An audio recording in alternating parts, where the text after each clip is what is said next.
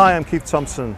I'm here with Glenn Hughes, the voice of rock, the Funkmeister, as he blazes a trail across Eastern Europe before he hits Liverpool on Saturday, June the 7th. That's the first time he's actually played in Liverpool since Deep Purple split up in 1976 under the influence of sex, drugs and musical differences. Well, my pass for the Funk Tour says access all areas. Let's put that to the test. I'm really happy because it's not a complete departure for me, but I'm really going from what was once classic rock into a homeland territory for me, which is the birth of my music, which is funk rock. So for me, the tour is pressing and pushing all the buttons to do that, and not relying on old material from my band Deep Purple to do the future. So the future for me is new, fresh music which I'm writing now, and it's the key to the door for me. Whereas I used to see in the early 90s a lot of male older Purple fans and Glenn fans, and now it shifted where I see mid-20s, even sometimes a lot of teens, and a lot more girls than I used to see. I think that's because the music is more modernized and it's more today. I think the groovy kind of stuff and the soulful stuff is a little bit more akin to the younger audience, you know. Roger Glover said to me a few years ago, he said, you know, in Burn and Summary, you can't hear the bass, and listening back to it, I'm kind of bass deaf anyway, you can't really hear it as much as you can on funk. So I wanted this to be a bass. My band actually live is very bass driven, as Yes is bass driven, as The Who was bass driven.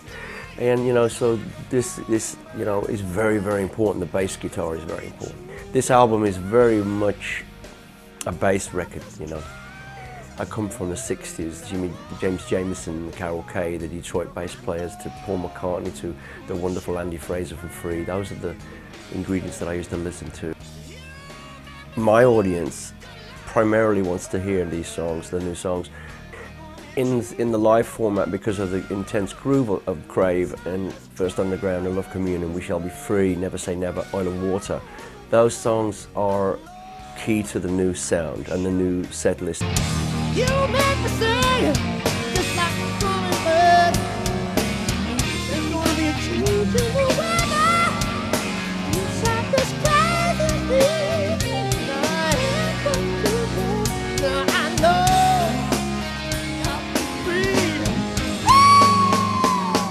You know, I'd been on tour with Purple that whole winter from Honolulu on to Liverpool, and you know, sex, drugs and rock and roll killed Mark IV, and I was pretty much heavily boozed and coked up on that run, and Liverpool was the last show, and it wasn't great. It was a sad way to finish. We were all tired and we were all burnt out. Liverpool was the last gig for me where, you know, it was a difficult.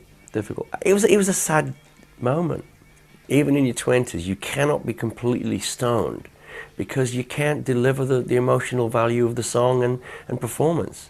Yeah, it's kind of cool to get high, or kind of cool to be drunk when you're in your 20s, and you know, if you're not addicted like I was. But it's sad when I look at old reels and footage and hear stuff that we were all pretty screwed up, you know, and it's kind of sad.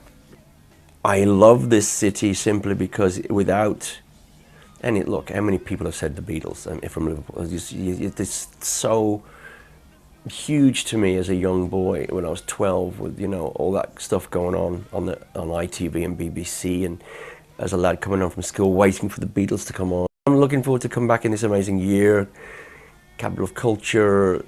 You know, it's a city that is being majestically rebuilt with a fine architecture, keeping in touch of the old and the new, and they're such a proud people, Liverpudlians, and I've got a lot of friends that are Liverpudlians, and you know, I love it up there.